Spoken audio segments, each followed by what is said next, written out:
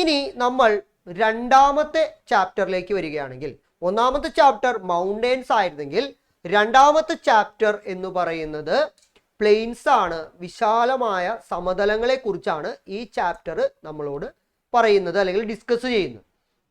അപ്പോൾ ഇതിന്റെ ഫോർമേഷൻ ആണ് ഒന്നാമതായിട്ട് നിങ്ങൾ പഠിക്കുന്നത്. What are the formations of, അല്ലെങ്കിൽ explain the formations of the northern great plains. ഉത്തര പർവ്വത മേഖല എങ്ങനെയാണ് രൂപാന്തരപ്പെട്ടത് എന്നൊരു ചോദ്യം എക്സാമിന് വന്നേക്കാം. അത് വരികയാണെങ്കിൽ ഒരു 4 മാർക്കിന്റെ ചോദ്യമായിട്ടായിരിക്കും വരുന്നത്. നിങ്ങൾ ക്ലിയർ ആയി അത് എഴുതാനായിട്ട് ശ്രമിക്കാം. അതേപോലെ തന്നെ ഈ ചാപ്റ്ററിൽ ചോദിക്കുന്ന ഒരു ചോദ്യമാണ്, നിങ്ങൾ പ്രീവിയസ് ക്ലാസ്സുകളിൽ പഠിച്ചിട്ടുള്ള ചോദ്യമാണ്, വാട്ട് ഈസ് ഡെപ്പോസിഷൻ? നിക്ഷേപണം എന്നാൽ എന്താണ്? അതൊരു 2 മാർക്കിന്റെ ചോദ്യം നിങ്ങൾക്ക് അവിടെ പ്രതീക്ഷിക്കാവുന്നതാണ്. അതേപോലെ തന്നെ ഫോർമേഷൻ ഓഫ് പ്ലെയിൻസിനെ കുറിച്ചൊരു വിശദമായ ഒരു ചോദ്യം വരികയാണെങ്കിൽ അവിടെ നിങ്ങൾ മനസ്സിലാക്കേണ്ടത് ഇൻഡസ്, ഗംഗ, ബ്രഹ്മപുത്ര ഈ 3 നദികളാണ് ഇതിന്റെ ഫോർമേഷന് സഹായിച്ചിട്ടുള്ള പ്രധാനപ്പെട്ട ഫാക്ടറുകൾ എന്ന് പറയുന്നത്. അതേപോലെ തന്നെ ഇവിടെ ഈ പറയുന്ന നദികളുടെ പ്രത്യേകതകൾ, അത് എത്രത്തോളം എക്സ്റ്റെൻഡ് ചെയ്തിരിക്കുന്നു മുതലായിട്ടുള്ള കാര്യങ്ങൾ നിങ്ങൾ പ്രത്യേകം പഠിച്ചിട്ടുണ്ടോ. ഒന്നാമത്തെ ചാപ്റ്ററിലും ഈ നദികളെ കുറിച്ച് പരാമർശിക്കുന്നതുകൊണ്ട് ഇവിടെ പഠിക്കാൻ എളുപ്പമായിരിക്കും. ഇനി ഇതിന്റെ ഡിവിഷൻ, അതായത് നോർത്തേൺ ഗ്രേറ്റ് പ്ലെയിൻസിനെ എത്രയായി തരം തിരിച്ചിട്ടുണ്ട് എന്നൊരു ചോദ്യമാണ്. അത് യഥാക്രമം 4 ആയാണ് തരം തിരിച്ചിരിക്കുന്നത്. രാജസ്ഥാൻ പ്ലെയിൻസ്, പഞ്ചാബ് ഹരിയാന പ്ലെയിൻസ്, അതേപോലെ തന്നെ ഗംഗ പ്ലെയിൻസ്, ബ്രഹ്മപുത്ര പ്ലെയിൻസ് എന്നിങ്ങനെ 4 ആയിട്ടാണ് അതിനെ തരം തിരിച്ചിട്ടുള്ളത്. ആ ഭാഗങ്ങൾ നിങ്ങൾ പ്രധാനമായും നോക്കിയിട്ടുണ്ടാകും. ഇത് ഓരോന്ന് പ്രത്യേകം പഠിക്കണം. അതിൽ തന്നെ എടുത്തു നമ്മൾ ശ്രദ്ധിക്കേണ്ടതാണ് രാജസ്ഥാൻ പ്ലെയിൻസ്. രാജസ്ഥാൻ സമതലങ്ങളുടെ പ്രത്യേകത. What are the features of Rajasthan plains അഥവാ രാജസ്ഥാൻ സമതലങ്ങളുടെ സവിശേഷതകൾ എന്തെല്ലാമാണ് എന്നൊരു ചോദ്യം അവിടെ വന്നേക്കാം. അപ്പോൾ രാജസ്ഥാൻ പ്ലെയിൻസിന്റെ എല്ലാ കാര്യങ്ങളും നിങ്ങൾക്ക് അറിയാവുന്ന കാര്യങ്ങൾ എഴുതണം. അത് എത്രയായിട്ട് ഡിവൈഡ് ചെയ്തിട്ടുണ്ട്, അവിടെ കാണുന്ന ഭാഗങ്ങൾ എന്തൊക്കെയാണ്, അവിടുത്തെ ഡെസേർട്ടിന്റെ പ്രത്യേകത എന്താണ്, അവിടെ കാണുന്ന മൗണ്ടൻ റേഞ്ചസ് ഏതെല്ലാമാണ്, അല്ലെങ്കിൽ അവിടെയുള്ള മണ്ണിന്റെ സവിശേഷതകൾ എന്താണ്, അതിൽ എത്രത്തോളമാണ് അത് ഡിവൈഡ് ചെയ്തിരിക്കുന്നത്. അങ്ങനെ രാജസ്ഥാനിന്റെ എല്ലാ പ്രത്യേകതയും നോക്കുക. പഞ്ചാബ് ഹരിയാന പ്ലെയിൻസിന്റെ പ്രത്യേകതയും ചോദിക്കാൻ സാധ്യതയുണ്ട്. പഞ്ചാബ് ഹരിയാന പ്ലെയിൻസ് എത്രത്തോളമാണ് അതിൻ്റെ എത്രത്തോളം കവർ ചെയ്താണ് അതിരിക്കുന്നത്, അവിടെ ഏറ്റവും കൂടുതൽ കാണപ്പെടുന്ന ഭാഗം ഏതെല്ലാം പ്രദേശങ്ങളാണ് അവിടെ കവർ ചെയ്യപ്പെട്ടിരിക്കുന്നത്, അതേപോലെ തന്നെ അവിടുത്തെ മണ്ണിന്റെ പ്രത്യേകത എന്താണ്, അവിടുത്തെ കൃഷി എന്തെല്ലാമാണ്, അങ്ങനെയുള്ള കാര്യങ്ങൾ നിങ്ങൾ അവിടെ നോക്കിയിട്ടുണ്ടാവണം. ഗംഗ പ്ലെയിനിലേക്ക് വരുമ്പോഴും ഇത് തന്നെയാണ്. ഗംഗ പ്ലെയിൻസിന്റെ പ്രത്യേകതയാണ്, ഏത് നദിയാണ് ഇവിടുത്തെ ഈ ഒരു പ്രധാന ഭാഗം ഫോം ചെയ്യുന്നതിന് കാരണമായി മാറിയിട്ടുള്ളത്, അങ്ങനെയുള്ള കാര്യങ്ങൾ. As well as the Brahmaputra plains, Brahmaputra നദിയുടെ ബ്രഹ്മപുത്ര സമതലത്തിന്റെ പ്രത്യേകതയും നിങ്ങൾ നോക്കിയിട്ടുണ്ടാവണം. അതിന്റെ പ്രത്യേകതകൾ എന്തെല്ലാമാണ്, അത് എത്രത്തോളം എക്സ്പാൻഡ് ചെയ്ത് ഇരിക്കുന്നുണ്ട്, അതേപോലെ തന്നെ അതിന്റെ വീതി എത്രയാണ്, അതിന്റെ നീളം എത്രയാണ്, അത് ഏതെല്ലാം പ്രദേശങ്ങളെയാണ് കവർ ചെയ്തിരിക്കുന്നത്, ഏതെല്ലാം സംസ്ഥാനമാണ് ആ ഒരു പ്രദേശത്തിൽ പെടുന്നത് മുതലായ കാര്യങ്ങൾ നിങ്ങൾ നോക്കിയിട്ടുണ്ടാവണം. ഇനി അടുത്ത ഒരു പ്രധാനപ്പെട്ട ചോദ്യമാണ്, അതൊരു 2 മാർക്കിന്റെ ഷുവർ ക്വസ്റ്റ്യൻ ആയിട്ട് നമുക്ക് പറയാനായിട്ട് സാധിക്കും. What is alluvial fans? എന്താണ് അലൂവിയൽ ഫാൻസ് എന്ന് പറഞ്ഞാൽ 2 മാർക്കിന്. The sediments alluvium carried by the rivers get deposited in the form of fans. Such depositional landform features are referred as the alluvial fans. അതായത് എക്കൽ വിശറികൾ, ചിലപ്പോൾ ഉയർന്ന പ്രദേശങ്ങളിൽ നിന്നും വരുന്ന ജലത്തോടൊപ്പം വരുന്ന എക്കൽ മണ്ണ് ഒരു സമതലത്തിൽ വിശറി പോലെ ഇങ്ങനെ പരന്ന രീതിയിൽ അത് കിടക്കുന്നുണ്ട്. അങ്ങനെ പരന്ന രീതിയിൽ കിടക്കുന്ന ആ പ്രദേശത്തെ നമ്മൾ വിളിക്കുന്ന പേരാണ് അലൂവിയൽ ഫാൻസ് എന്ന് പറയുന്ന. ആ ഒരു ഭൂപ്രകൃതി നമ്മുടെ നോർത്തേൺ ഗ്രേറ്റ് പ്ലെയിൻസിൽ ധാരാളമായിട്ട് കാണുന്നുണ്ട്. ആ ഒരു ചോദ്യം എക്സാമിന് പ്രതീക്ഷിക്കാവുന്നതാണ്. അതേപോലെ തന്നെ ഓക്സ്ബോ തടാകം എന്താണ്? നിങ്ങൾക്ക് എല്ലാവർക്കും അറിയാം, ഒരു നദി ഒഴുകി പോകുമ്പോൾ അതിൻ്റെ ആ ഒരു നദിയുടെ ആ ഒരു ഫ്ലോ എന്ന് പറയുന്നത് അത് വളഞ്ഞു പുളഞ്ഞാണ് അത് ഒഴുകുന്നത്. അപ്പോൾ ആ ഒരു ഒഴുകുന്ന ആ ഒരു സിനുവസ് മാനറിൽ ഒഴുകുന്ന നദിയിൽ നിന്നും ചിലപ്പോൾ ആ ഒരു നദിയുടെ ഒരു ഭാഗം വിട്ട് മാറി വേറൊരു ഭാഗമായി മാറുന്നത് നമുക്ക് കാണാൻ സാധിക്കും. ഉദാഹരണം പറയുകയാണെങ്കിൽ, ഒരു നദി ഇങ്ങനെയാണ് ഒഴുകുന്നതെങ്കിൽ ആ നദിയുടെ ഒരു ഭാഗം ചിലപ്പോൾ ആ നദിയിൽ നിന്നും വിട്ടുമാറി അതൊരു വേറെ ഒരു ഭൂപ്രദേശമായി മാറുന്നുണ്ട്.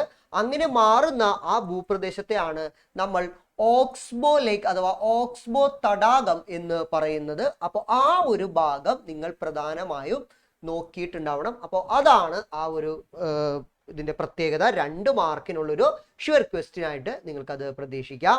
അതേപോലെ തന്നെ റിവർ മിയാൻഡർ. എന്താണ് മിയാൻഡർ?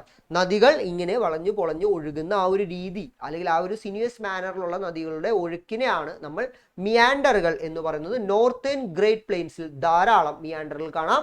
What is meander? 1 മാർക്കിനുള്ള ചോദ്യമായിട്ട് നിങ്ങൾക്ക് പ്രതീക്ഷിക്കാവുന്നതാണ്. അതേപോലെ തന്നെ ഇവിടെ കാണുന്ന പ്രധാനപ്പെട്ട ഭൂപ്രദേശം, അതായത് 3 ഡിവിഷൻ ആയിട്ട് നമുക്ക് ഇവിടെ കാണാനായിട്ട് സാധിക്കും. ബാബർ, ടെറായ്, അലൂവിയൽ പ്ലെയിൻ എന്നിങ്ങനെ 3ആയിട്ട് നോർത്തേൺ ഗ്രേറ്റ് പ്ലെയിൻസിൽ നമുക്ക് കാണാനായിട്ട് സാധിക്കും. അത് തട്ടുകളായാണ് ഇരിക്കുന്നത്. അതേപോലെ തന്നെ ബാബറിന്റെ പ്രത്യേകത എന്താണ്, ടെറായുടെ പ്രത്യേകത എന്താണ്, അലൂവിയൽ പ്ലെയിൻസിന്റെ അതായത് എക്കൽ സമതലത്തിന്റെ പ്രത്യേകത എന്താണ് എന്ന് പ്രത്യേകം ചോദിച്ചേക്കാം. ഇനി ഈ ചാപ്റ്ററിൽ നിങ്ങൾ ഒരിക്കലും വിട്ടുപോകാത്ത ഒരു ഭാഗമുണ്ട്, ദാറ്റ് ഈസ് ക്ലൈമറ്റ്. ക്ലൈമറ്റ് എന്താണെന്നുള്ളത് എക്സ്പ്ലെയിൻ ചെയ്ത് പഠിക്കുന്നതിനേക്കാൾ ഉപരി ആ ക്ലൈമറ്റിലെ നോർത്തേൺ ഗ്രേറ്റ് പ്ലെയിൻസിലുള്ള പ്രത്യേകത എന്താണ് നോക്കേണ്ടത്. അപ്പോൾ ക്ലൈമറ്റ് ഏതൊക്കെയാണ് ഇവിടെ അനുഭവപ്പെടുന്നത്? ക്ലൈമറ്റ് എന്ന് പറഞ്ഞാൽ cold weather season, hot weather season, south west monsoon, north east monsoon. ഇത് നമുക്കറിയാം. അതുകൊണ്ട് തന്നെ ഡയറക്റ്റ് ആയിട്ടൊരു ചോദ്യം വരില്ല. ഇനി അഥവാ വരികയാണെങ്കിൽ ഈ ചോദ്യം 2 മാർക്കിനുള്ള ഒരു ചോദ്യമായിരിക്കും. പക്ഷേ എക്സാമിന് നിങ്ങൾ കൂടുതൽ പ്രതീക്ഷിക്കേണ്ടത് ഈ സീസണുകളിൽ നോർത്തേൺ ഗ്രേറ്റ് പ്ലെയിൻസിലുള്ള പ്രത്യേകത എന്താണ്. ഇപ്പൊ for example cold weather season northern great പ്ലെയിൻസിൽ എങ്ങനെയുള്ള ഒരു സിറ്റുവേഷൻ ആണ് സൃഷ്ടിക്കുന്നത് എന്നുള്ളതാണ്. ഇവിടെ എക്സ്ട്രീം ലെവൽ കോൾഡ് ആയിരിക്കും ഇവിടെ സൃഷ്ടിക്കുന്നത്. അതോടൊപ്പം തന്നെ സ്നോ ഫോളിങ്ങും ഇവിടെ കാണാനായിട്ട് സാധിക്കുന്നുണ്ട്. ഇനി ഹോട്ട് വെതർ സീസണിലേക്ക് വരികയാണെങ്കിൽ അതിവിടെ അനുഭവപ്പെടുന്നത് ഏപ്രിൽ, മെയ്, ജൂൺ മാസങ്ങളിലാണെങ്കിൽ ഇവിടെ സമ്മർ എന്ന് പറയുന്നത് ഒരു എക്സ്ട്രീം ലെവലാണ്. മാത്രമല്ല ലൂ എന്ന് പറയുന്ന ഒരു കാറ്റ് ഈ സമയത്ത് ഇവിടെ വീശുന്നു എന്നുള്ളത് ഈ ഒരു കാലഘട്ടത്തിന്റെ ഒരു വലിയൊരു പ്രത്യേകതയാണ്. അത് പ്രത്യേകം നോട്ട് ചെയ്യണം. അവിടെയാണ് 1 മാർക്കിന്റെ ചോദ്യങ്ങൾ കയറി വരാൻ സാധ്യതയുള്ളത്. അതേപോലെ തന്നെ സൗത്ത് വെസ്റ്റ് മൺസൂൺ എവിടെയെല്ലാമാണ് മഴ പെയ്യിക്കുന്നത്? അതൊരു മഴ കൊണ്ടുവരുന്ന ഒരു കാറ്റാണ് സൗത്ത് വെസ്റ്റ് മൺസൂൺ. അപ്പോൾ അത് നോർത്തേൺ ഗ്രേറ്റ് പ്ലെയിൻസിൽ എവിടെയെല്ലാം മഴ പെയ്യിക്കുന്നു, ഏത് ഭാഗത്ത് നിന്നാണ് അത് നോർത്തേൺ ഗ്രേറ്റ് പ്ലെയിൻസിലോട്ട് എൻ്റർ ചെയ്യുന്നത് മുതലായ കാര്യങ്ങളാണ് നിങ്ങൾ ഇവിടെ നോക്കേണ്ടത്. സൗത്ത് വെസ്റ്റ് മൺസൂണിന്റെ ഫീച്ചർ അല്ല, മറിച്ച് അത് നോർത്തേൺ ഗ്രേറ്റ് പ്ലെയിൻസിൽ വരുമ്പോഴുള്ള മാറ്റമാണ് നിങ്ങൾ നോക്കേണ്ടത്. നോർത്ത് ഈസ്റ്റ് മൺസൂൺ, അതായത് സൗത്ത് വെസ്റ്റ് മൺസൂണിന്റെ വിടവാങ്ങലിനെയാണ് നോർത്ത് ഈസ്റ്റ് മൺസൂൺ എന്ന് പറയുന്നത്. അത് ഏത് കാലഘട്ടത്തിലാണ് നോർത്തേൺ ഗ്രേറ്റ് പ്ലെയിൻസിൽ വരുന്നത്, അത് എത്രത്തോളം അവിടെ മഴ പെയ്യിക്കുന്നുണ്ട്, അല്ലെങ്കിൽ അതിന്റെ പ്രത്യേകതകൾ എന്ത് എന്നൊരു ചോദ്യം നിങ്ങൾക്ക് പ്രതീക്ഷിക്കാവുന്നതാണ്. അടുത്തതായിട്ട് പറയുന്നത് ഇവിടുത്തെ നാച്ചുറൽ വെജിറ്റേഷൻസ് എന്തെല്ലാമാണ്. അപ്പൊ ഇവിടെ നമ്മൾ കാണുന്നത് പ്രൊമിനന്റ് നാച്ചുറൽ വെജിറ്റേഷൻസ് എന്ന് പറഞ്ഞിട്ട് ഇവിടെ കാണുന്നത് ഒന്ന് ട്രോപ്പിക്കൽ ഡെസിജിയസ് ഫോറസ്റ്റ് ആണ്, അതായത് ഉഷ്ണമേഖല ഇലപൊഴിയും കാടുകളാണ്. അതേപോലെ തന്നെ ട്രോപ്പിക്കൽ ത്രോൺ ഫോറസ്റ്റ് ആണ്, ഇവിടെ ഉൾക്കാടുകളാണ് ഇവിടെ കാണപ്പെടുന്നത്. അതേപോലെ തന്നെ സ്വാമ്പി ഫോറസ്റ്റ്, ചതുപ്പ് നിലങ്ങളും നമുക്കിവിടെ കാണാനായിട്ട് സാധിക്കും.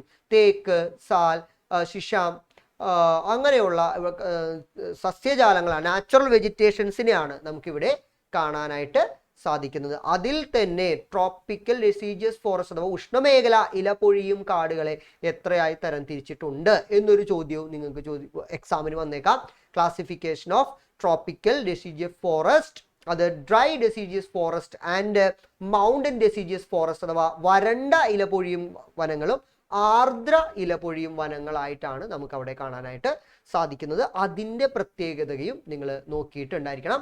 അതോടൊപ്പം ഈ ചാപ്റ്ററിൽ കാണപ്പെടുന്ന ഒരു ചോദ്യമാണ് ഇവിടുത്തെ സോയിൽ ടൈപ്പ്. അതൊരു സെപ്പറേറ്റ് ക്വസ്റ്റ്യൻ ആണ്. നിങ്ങൾ ഏതൊരു ചാപ്റ്റർ പഠിക്കുമ്പോഴും അവിടെ കാണുന്ന സോയിൽ ടൈപ്പ് ഏതാണ് എന്നുള്ളത് നിങ്ങൾ നോക്കണം. ഇവിടെ കാണുന്ന സോയിൽ ഒരു സംശയവും വേണ്ട, അലൂവിയൽ സോയിലാണ് ഇവിടെ ഏറ്റവും കൂടുതലായിട്ട് കാണപ്പെടുന്നത്.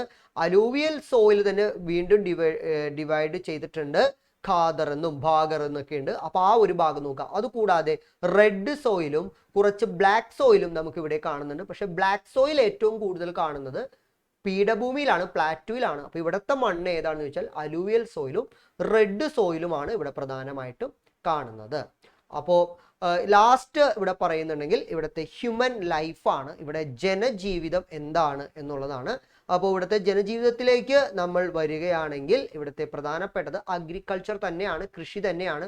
വീറ്റും റൈസും ജൂട്ട് പോലുള്ള ഫുഡ് ക്രോപ്സ് ധാരാളമായിട്ട് കൃഷി ചെയ്യുന്ന ഒരു ഇതാണ് ഇവിടെ ഉള്ളത്. അതേപോലെ തന്നെ ഇവിടുത്തെ ബാക്ക് ബോൺ എന്ന് പറയുന്നത് കൃഷി തന്നെയാണ്. അതുകൊണ്ട് തന്നെ ഇവിടുത്തെ കൃഷി എങ്ങനെ ഇരിക്കുന്നു, ഇവിടുത്തെ കൃഷിയെ ആശ്രയിക്കുന്നത്, ഇവിടുത്തെ ക്രോപ്പിംഗ് സീസൺസ് ഏതെല്ലാമാണ്, ഇത് വളരെ വളരെ ഇമ്പോർട്ടൻ്റ് ആയിട്ടുള്ള ഒരു ചോദ്യമാണ്. ഇത് എന്തായാലും ഇതിൻ്റെ ഒരു എക്സ്പ്ലനേഷനോ അല്ലെങ്കിൽ ഇതിൻ്റെ ഒരു ടേബിൾ ഫില്ല് ചെയ്യാനോ അല്ലെങ്കിൽ മാച്ച് ദ ഫോളോയിങ്ങോ വന്നേക്കാം. ഇവിടുത്തെ പ്രധാനപ്പെട്ട ക്രോപ്പിംഗ് സീസൺ ഖാരിഫ്, റാബി, സൈദ്, ഇവിടുത്തെ പ്രധാനപ്പെട്ട മേജർ ക്രോപ്പുകൾ ഏതൊക്കെയാണ്. ട്രോപ്പിക്കൽ ക്രോപ്സ് ഉണ്ട്, ടെമ്പറേറ്റ് ക്രോപ്സ് ഉണ്ട്, വെജിറ്റബിൾസ് വരുന്നുണ്ട്.